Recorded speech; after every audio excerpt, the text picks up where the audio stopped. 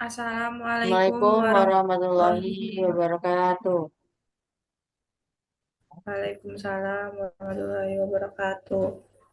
Perkenalkan, nama saya Kalalia Tarani dengan NPM 247830414. Perkenalkan, nama saya Gadis Perjanuan Sanaswa Nabil dengan NPM 2478311. Saya Meliana Bolon dengan NPM 24783018. Perkenalkan, saya Emri Farhadi Saputra dengan NPM 24783016. Perkenalkan nama saya Oktad Rahmadani dengan NPM 24783025. Di sini kami akan mempresentasikan tentang proyek aplikasi e-kantin dari proyek milik ya Kiai Faiz. Silakan dimulai. Yang pertama itu ada mengidentifikasi stakeholder. Ada 3 stakeholder yang terdapat di dalam e-kantin. Yang pertama itu ada admin, ada penjual, dan pembeli. Di mana admin dapat mengelola data penjual dan pembeli, yang di mana admin dapat melihat nama dari setiap user dan aktivitas setiap user. Yang kedua itu ada penjual. Penjual bertanggung jawab menyediakan menu makanan dan minuman yang ada di e-kantin, memesan makanan, mengkonfirmasi, menambahkan, mengedit, dan menghapus menu. Yang ketiga itu ada pembeli. Pembeli itu adalah konsumen yang memesan dan mengonsumsi makanan yang disediakan di e-kantin. Mereka memilih keinginan dan kebutuhan mereka, memesan makanan, melihat, dan menambahkan pemesan. Yang selanjutnya yang kedua itu ada memahami lingkungan. Jadi untuk metode yang digunakan sebelum menggunakan e-kanting, untuk pemesanannya itu pemesanannya masih dilakukan secara face to face atau datang langsung ke kantinnya, bertemu langsung dengan penjualnya. Terus yang kedua, pembeli masih harus mengantri untuk memesan makanan. Yang ketiga, setelah memesan makanan, pembeli melakukan pesanan secara langsung. Terus untuk metode pembayarannya itu masih dilakukan cash atau langsung bayar uang tunai. Yang selanjutnya ada menunggu pesanan. Jadi itu menunggu pesanannya itu setelah melakukan pembayaran, pembeli menunggu pesanannya. Selanjutnya yaitu mengumpulkan kebutuhan. Aplikasi ini memiliki beberapa kebutuhan yaitu yang pertama bagian pemesanan. Untuk bagian pemesanan yang pertama ada mempermudah pembelian di kantin. Setelah itu melihat histori pemesan dan pembelian hanya melalui aplikasi. Yang ketiga, permudah transaksi antara penjual dan pembeli. Selanjutnya, menghasilkan sistem kantin digital berbasis web dan aplikasi. Selanjutnya yaitu untuk bagian penjual, yaitu permudah penjual dalam promosikan dagangannya. Yang kedua, penjual dapat menerima pesanan secara online. Yang ketiga, mengkonfirmasi pesanan dapat dilakukan melalui aplikasi. Yang keempat, dapat memantau aktivitas penjual dan pembeli. Selanjutnya, bagian pembeli ya. Bagian pembeli yaitu mempermudah pembeli dalam menentukan pilihan menu. Yang kedua, pemesan dan makanan dan mengetahui menu dapat dilakukan secara online. Yang ketiga, pembayaran bisa dilakukan dengan e-money. Yang keempat, tidak perlu mengantri di tempat untuk menunggu pesanan. Baik, yang selanjutnya setelah mengumpulkan kebutuhan ada klasifikasi kebutuhan. Jadi dikasih klasifikasi kebutuhan tersebut ada kebutuhan fungsional dan non-fungsional. Di kebutuhan fungsional sendiri itu pembeli dapat memesan makanan, melihat daftar menu, menambah pesanan, menghapus pesanan, memilih metode pembayaran dan memilih daftar menu. Terus yang kedua, penjual itu dapat menerima pesanan, mengkonfirmasi pesanan, menambahkan menu, mengedit menu, menghapus menu, dan mengkonfirmasi pembayaran. Selanjutnya admin. Admin itu untuk memantau aktivitas penjual dan pembeli, melihat histori pemesanan dan pembelian, serta hanya melihat histori pemesanan dan pembelian. Selanjutnya untuk kebutuhan non fungsional itu pembeli dapat menambahkan rating dan ulasan. Selanjutnya masalah yang dihadapi. Adapun masalah yang dihadapi saat membuat aplikasi Inkantin tersebut yang dialami oleh IATU-nya, yang pertama ada kurangnya komunikasi antar tim, yang kedua kurangnya waktu dalam pengerjaan aplikasi, yang ketiga tim yang kabur-kaburan, yang keempat kurangnya rasa disiplin pada setiap anggota kelompok. Selanjutnya saya akan membacakan use case aplikasi Ikantin yang telah kami buat atau kami susun. Jadi di dalam use case tersebut ada 3 aktor, yaitu pembeli, penjual, dan admin. Ini admin. Jadi di pembeli tersebut, pembeli itu bisa melakukan melihat daftar memilih menu, memesan makanan, memilih metode pembayaran, membayar pesanan, menambahkan rating, registrasi, dan login. Dan penjual itu bisa menerima pesanan, mengkonfirmasi pesanan, mengedit menu, menghapus menu, sama bisa mengkonfirmasi pembayaran, serta registrasi dan login. Nah, untuk admin sendiri itu dia bisa memantau aktivitas dari pembeli dan penjual. Jadi untuk pembeli, jika pembeli ingin melogin, jadi pembeli itu harus melakukan registrasi terlebih dahulu. Setelah registrasi terlebih dahulu, jika data telah divalidasi oleh sistem, maka akan bisa login. Setelah login, pembeli langsung ditampilkan ke dashboard dan dia bisa melihat daftar menu. Setelah itu, si pembeli jika ingin memilih menu, dia harus daftar menu terlebih dahulu. Jadi, setelah memilih menu, si pembeli bisa memesan makanan. Setelah itu, setelah memesan makanan, si pembeli bisa memilih metode pembayaran. Setelah itu, bisa membayar pesanan. Nah, setelah membayar pesanan, si pembeli itu bisa melakukan yang namanya mendapatkan rating atau ulasan. Tapi jika pembeli tidak ingin mendapatkan rating dan ulasan, itu tetap bisa. Jadi ini opsional aja. Jadi kalau misalkan pembelinya mau mendapatkan rating itu bisa, kalau enggak juga nggak apa-apa. Terus untuk yang penjual juga tuh bisa menerima pesanan. Nah, nanti kalau misalkan pembeli itu udah memesan makanan, akan masuk ke notif di penjual. Nah, setelah pembeli itu notifnya masuk ke penjual, dan nanti penjual akan menerima pesanan. Setelah menerima pesanan, penjual akan mengkonfirmasi pesanan. Nah, setelah mengkonfirmasi pesanan, nanti pembeli kan sebelum pesanannya diproses, itu pembeli harus membayar terlebih dahulu. Jadi, pas pembeli udah membayar, nanti di penjual akan mengkonfirmasi pembayaran. Baru makanannya bisa diproses. Nah, untuk fitur fungsionalnya atau opsional, jadi di penjual itu dia bisa mengedit menu sama menghapus menu. Dan ini untuk urutannya bisa kapan saja, bisa penjualnya mengedit menu sebelum menerima pesanan, bisa, atau menghapus menu, itu bisa. Jadi kayak, opsional waktunya. Nah, untuk admin, maaf ini typo. Untuk admin itu dia bisa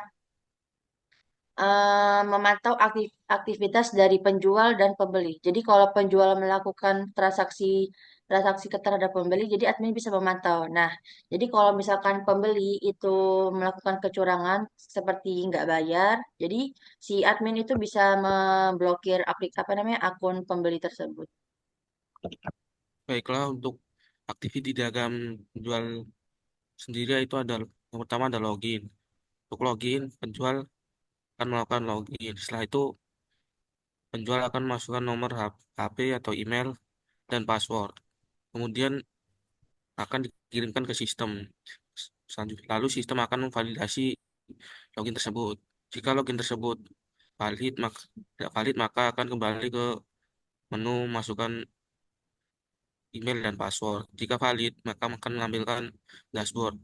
Selanjutnya, sistem akan mengirimkan dashboard ke penjual sehingga masuk ke dashboard penjual. Setelah itu selesai. Selanjutnya yaitu activity diagram menambahkan menu. Yang pertama, penjual akan login. Setelah login, sistem akan menambahkan data login dari penjual. Setelah itu, sistem akan menambahkan dashboard lalu dikirimkan ke penjual sehingga penjual masuk ke dalam dashboard. Setelah itu, penjual memilih menambahkan menu. Setelah menambahkan menu, pilih menambahkan menu. Terus selanjutnya penjual akan menambahkan menu yang akan dimasukkan. Setelah itu sistem akan formulasi penambahan menu.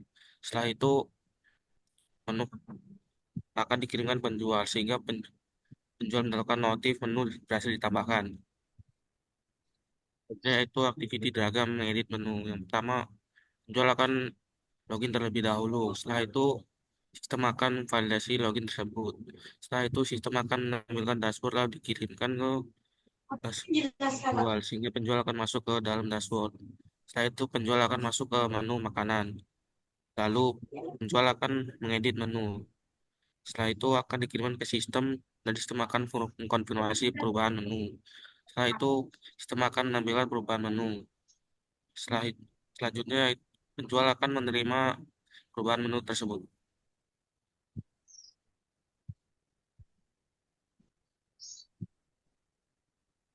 Selanjutnya activity diagram menghapus menu. Yang pertama penjual akan login lalu masuk ke dashboard. Kemudian penjual memilih menu yang akan dihapus. Setelah itu sistem akan menampilkan detail menu yang akan dihapus tersebut.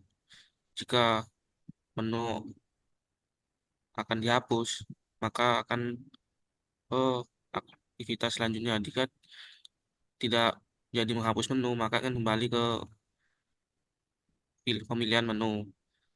Setelah itu, jika menghapus menu, maka sistem akan menampilkan pesan sukses yang kemudian dikirimkan ke penjual. Dan penjual akan menerima pesan sukses menu telah berhasil dihapus.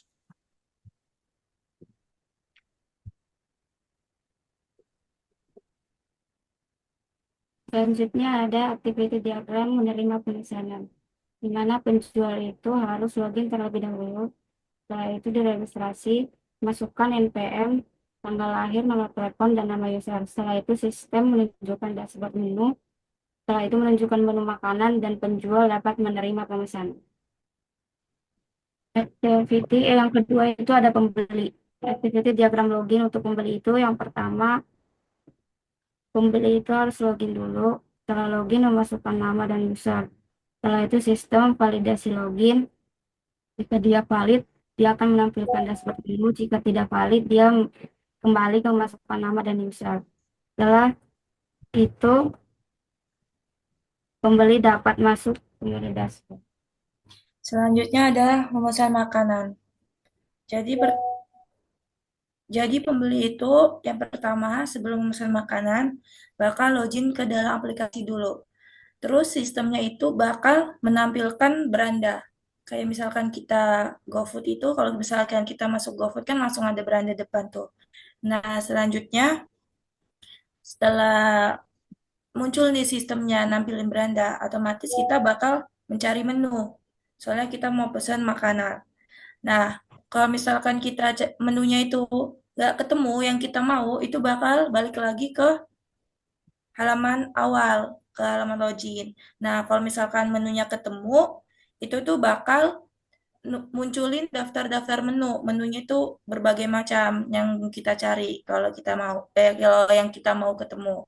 Terus kemudian setelah sistemnya nampilin daftar menu, kita bisa langsung mesen makanan nih. Nah, sistemnya itu kalau misalkan kita mesen makanan bakal masukin ke dalam keranjang kayak yang kalau misalkan kita pesen GoFood gitu kan.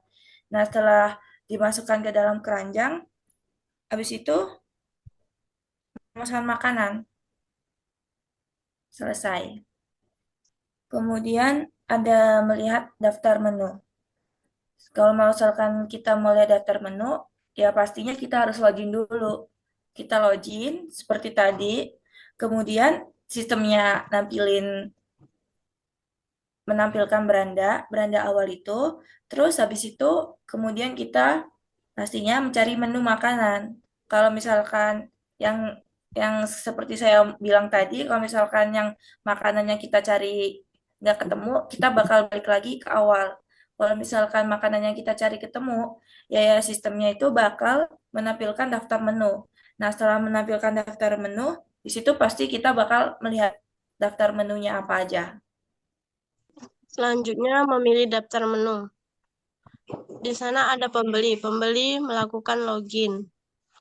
Sistem menampilkan dashboard dan pembeli memasukkan dashboard. Pilih daftar menu. Sistem menampilkan daftar menu. Sistem pilih makanan dan menampilkan makanan dan selesai. Selanjutnya, activity diagram menambahkan pesanan.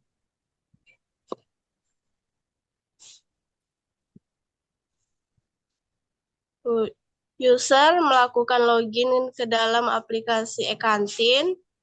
Sistem menampilkan beranda. User mencari menu makanan. Sistem menampilkan daftar menu. User menambahkan menu makanan. User dimasukkan ke dalam keranjang dan selesai. Kemudian ada diagram activity menghapus pesanan.